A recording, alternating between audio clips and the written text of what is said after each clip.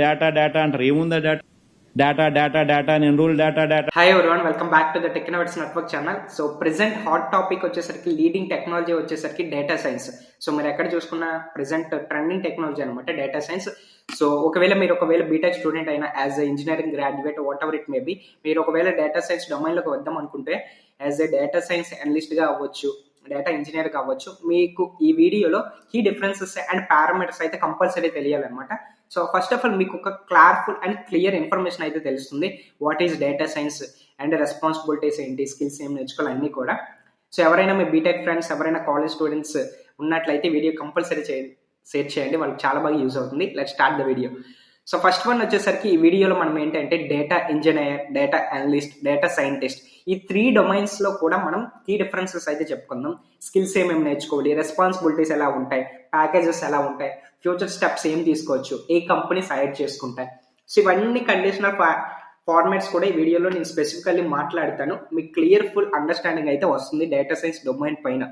First one వచ్చేసరికి data engineer. Data engineer role వచ్చేసరికి ఏంటంటే maintain databases and integrity of databases and also architecture design చేయొచ్చు. అలాగే databases work ఫ్లోని control చేయాలి, డేటాబేసెస్ ఈటీఎల్ పైప్లైన్స్ని ఎస్టిమేట్ చేయాలి అండ్ దాన్ని మేనేజ్ చేయాలి, అండ్ ఆల్సో డేటాబేసెస్ ఇన్ఫ్రాస్ట్రక్చర్ని కూడా హ్యాండిల్ చేయాలి, క్లౌడ్ డేటాబేసెస్ని కూడా హ్యాండిల్ చేయాలి.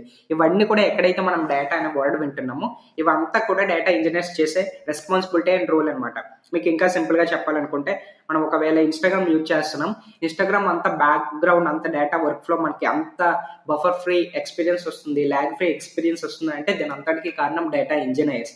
సో వాళ్ళ బ్యాక్గ్రౌండ్లో అంత హార్డ్ వర్క్ అండ్ అంత వర్క్ నేర్చుకుని ఉంటుంది కాబట్టి మనం ఈరోజు ఒక డిజిటల్ అప్లికేషన్ అవ్వచ్చు, whatever it may be anything, అంత ఫేసిబిలిటీగా యూజ్ చేస్తున్నాం, అంత స్కాలబిలిటీ, అంత వల్నరబిలిటీగా మనం యూజ్ చేస్తున్నాం అంటే దానికి బిహైండ్ ద సక్సెసర్ ఎవరై అనుకుంటే data engineers.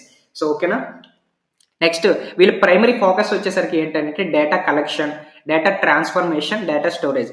So the first one వచ్చేసరికి డేటా ఇంజనీర్స్ అంటే మనం ఒకవేళ డేటా కావాలంటే మనకి వేరియస్ సోర్సెస్ నుంచి డేటా అయితే వస్తుంది అనమాట, what ever it may B.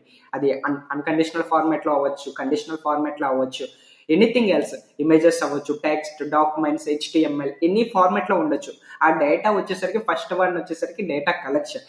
తర్వాత ఆ రా డేటానే మనం ఒక కండిషనల్ డేటాలోకి మార్చాలంటే దాన్ని ట్రాన్స్ఫార్మ్ అనాలిసిస్ అయితే చేయాలి. ఆఫ్టర్ నెక్స్ట్ మనం ఏం చేయాలి, డేటా స్టోరేజ్.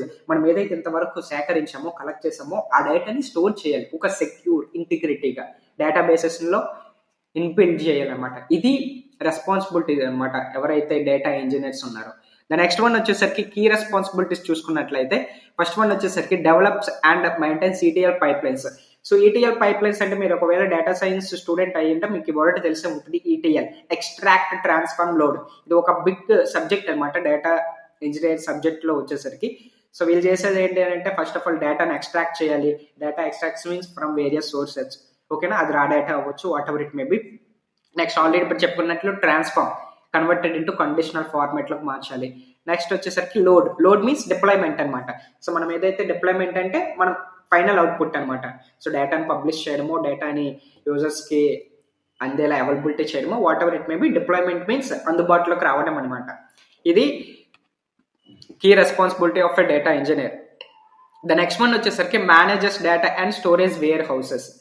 సో మీకు ఇంకా సింపుల్గా చెప్పాలంటే వేర్ హౌసెస్ డేటా మేనేజ్ ఎలా చేయాలనుకుంటే, మనం ఇప్పుడు ఒకవేళ ఇన్స్టాగ్రామ్ యూజ్ చేస్తున్నాం, ఇన్స్టాగ్రామ్ అవ్వచ్చు, whatever it may B, any company అవ్వచ్చు, కంపెనీ రిలేటెడ్ డేటా సెంటర్స్ అయితే ఉంటాయి, Amazon, what ever it may B, any company తీసుకోండి. సో ఆ డేటా హౌసెస్లో మన ఎవరైతే యూజర్స్ ఉన్నారో మన యూజర్స్ డేటా మొత్తం ఉంటుంది. మన ఆర్డర్స్ ఏం చేస్తాం, ఆర్డర్స్ ఎప్పుడెప్పుడు చేస్తున్నాం, మన ఇంట్రెస్ట్ ఏంటి, టోటల్ డేటా అంతా నువ్వు ఏదైతే వాళ్ళ ప్రొడక్ట్లో నువ్వు ఎంజూర్ అయ్యి నువ్వు డేటా ఇంటిగ్రేట్ చేస్తున్నావు, నీ మెయిల్, నీ నేమ్, నీ ఫోన్ నెంబర్, నీ address, what ever it may be, anything, నీ పేమెంట్ డీటెయిల్స్ అన్నీ కూడా వాళ్ళ డేటా సెంటర్స్లో స్టోర్ అవుతాయి అనమాట. సో డేటా సెంటర్స్లో స్టోర్ అవ్వాలంటే అంత హ్యూజ్ అమౌంట్ ఆఫ్ డేటాని ఒక కరెక్ట్ ఫ్లోలో రావాలి, నీకు కరెక్ట్ ఫ్లోలో ఇంటిగ్రిటీ అవ్వాలి, నీకు ఫేజిబిలిటీగా డేటా ఎక్స్పీరియన్స్ ఉండాలి వాళ్ళ ప్రోడక్ట్లో అంటే వీళ్ళంతా కూడా ఎవరైతే ఉన్నారో డేటా ఇంజనీర్స్ వాటిని మ్యానిపులేట్ చేస్తారనమాట. నెక్స్ట్ వచ్చేసరికి ensures data integrity and security. Data integrity and security means ఏంటంటే మీది ఒకవేళ ఫైనాన్షియల్ ఇన్ఫర్మేషన్ అవ్వచ్చు, PhonePe related or whatever it may be, digital payment related అవ్వచ్చు, టోటల్ డీటెయిల్స్ మొత్తం వాళ్ళ దగ్గర ఉంటుంది, మన డీటెయిల్స్ మొత్తం యూజర్ డేటా. సో ఆ డేటా సెక్యూరిటీ ఉంటాయి కదా, నీ ఫైనాన్షియల్స్ అవ్వచ్చు, నీ మనీ అవ్వచ్చు, సెక్యూర్గా ఉంటుంది. మనీ అనే కాదు, ఎన్ని డేటా తీసుకున్నా సెక్యూర్గా ఉండాలంటే ఫస్ట్ ఆఫ్ ఆల్ ఒక మార్కెట్లో ఒక కంపెనీ అవ్వచ్చు, ఒక ప్రోడక్ట్ సక్సెస్ఫుల్గా అవ్వాలి అనుకుంటే డేటా సెక్యూరిటీ కూడా అంత ఇంపార్టెంట్ అనమాట. ఇది ఒక కీ పారామీటర్ అయితే రోల్ అయితే పర్ఫామ్ చేస్తుంది. ఓకేనా, ఇది కీ రెస్పాన్సిబిలిటీ. నెక్స్ట్ వన్ వచ్చేసరికి skills to learn. What skills to learn to become a data analyst? A skills నేర్చుకోవాలి? ప్రైమర్లీ నేను చెప్పేది ఏంటంటే, ఒకవేళ డేటా సైన్స్ అవ్వచ్చు, machine learning, artificial intelligence, deep learning, natural language processing, what ever it may be, anything. Present అయితే అన్నిటికీ కూడా sophisticated language ఏదైనా ఉందంటే అది పైథాన్ ప్రోగ్రామింగ్ లాంగ్వేజ్ మాత్రమే అన్నిటికీ యాక్సెసిబుల్ అవుతుంది అనమాట. ఎందుకంటే versatile programming language Python. So compulsory Python అయితే నేర్చుకొని ఉండాలి స్కిల్స్లో వచ్చేసరికి. నెక్స్ట్ ఎస్క్యూఎల్ అంటే మనందరికీ తెలుసు, డేటాబేస్ స్ట్రక్చర్డ్ క్వరీ లాంగ్వేజ్. మీకు ఎస్క్యూఎల్ పైన అయితే మంచి గ్రిప్ ఉండాలి. ఎస్క్యూఎల్ అవ్వచ్చు, మాంగో డీబీ అవ్వచ్చు, whatever it may be, anything relational or non relational databases పైన అయితే మీకు స్పెసిఫిక్ ఐడియా అయితే ఉండాలి. Next Scala, big data technologies and Scala, ఇవన్నీ కూడా టూల్స్ అండ్ టెక్నాలజీస్ అనమాట, మనం డేటా ఇంజనీర్స్లో యూజ్ చేసేవి. సో వీటిపైన కూడా మీకు మెయిన్గా ఫోకస్ అయితే ఉండాలి. నెక్స్ట్ వచ్చేసరికి ప్రోగ్రామింగ్ లాంగ్వేజ్ వచ్చేసరికి మెయిన్లీ పైథాన్ అయితే ఎక్కువ యూజ్ చేస్తారు, జావా కూడా యూజ్ చేస్తారు, బట్ పైథాన్ ఈజ్ ఎక్కువగా యూజ్ చేస్తారు అనమాట. పైథాన్, మన స్ట్రక్చర్ క్వరీ లాంగ్వేజ్ వచ్చేసరికి ఎస్క్యూఎల్ అండ్ జావా, ఇవి ప్రైమర్లీ యూజ్ చేసే ప్రోగ్రామింగ్ లాంగ్వేజ్. నెక్స్ట్ వచ్చేసరికి టూల్స్ అండ్ ప్యాకేజ్ చూసుకున్నట్లయితే, సో అపాచీ స్పార్క్ అవ్వచ్చు, హెడూప్ అవ్వచ్చు. Hadoop is a big data technology అనమాట. నెక్స్ట్ అపాచీ ఎయిర్ ఫ్లో అంటాం. Next Apache NiFi, AWS, Amazon web services, GCP, Google cloud platform, ఇవన్నీ కూడా cloud. చెప్పా కదా ఆల్రెడీ, మనం ఏదైతే నార్మల్ డేటాబేసెస్ ఉన్నాయో నార్మల్ డేటాబేసెస్ కాకుండా క్లౌడ్ డేటాబేసెస్ పైన కూడా ఎక్కువగా ఇంటిగ్రిటీ ఫోకస్ అయితే డేటా ఇంజనీర్స్కి ఉండాలి. నెక్స్ట్ స్నోఫ్లేక్ పైన కూడా ఎక్కువగా ఫోకస్ అయితే చేసుకుని ఉండాలన్నమాట. నెక్స్ట్ మ్యాథమెటికల్ రిక్వైర్మెంట్స్ వచ్చేసరికి ఏంటి అని అంటే, మ్యాథమెటికల్ రిక్వైర్మెంట్స్ ఫస్ట్ వన్ వచ్చేసరికి బిగ్ డేటా ప్రాసెసింగ్ అనే మ్యాథమెటికల్ కాన్సెప్ట్ ఉంటుంది. సో ఇది ఎవరైతే డేటా ఇంజనీర్స్ ఫీల్డ్లోకి వస్తున్నారో కంపల్సరీ ఈ మ్యాథమెటికల్ ఇంట్రొడక్షన్ పైన అయితే గ్రిప్ ఉండాలి. Next ETL concepts, ETL means ఇప్పుడే చెప్పాక ఎక్స్ట్రాక్ట్ ట్రాన్స్ఫార్మ్ లోడ్ కాన్సెప్ట్స్ పైన మీకు ఫుల్ గ్రిప్ అయితే ఉండాలి. నెక్స్ట్ కెరీర్ పాత్ వచ్చేసరికి మెయిన్లీ డేటా ఇంజనీర్స్ వచ్చేసరికి బిగ్ డేటా ఇంజనీర్ అవుతారు, క్లౌడ్ డేటా ఇంజనీర్స్ అవుతారు, ఈటీఎల్ డెవలపర్స్ అవుతారు.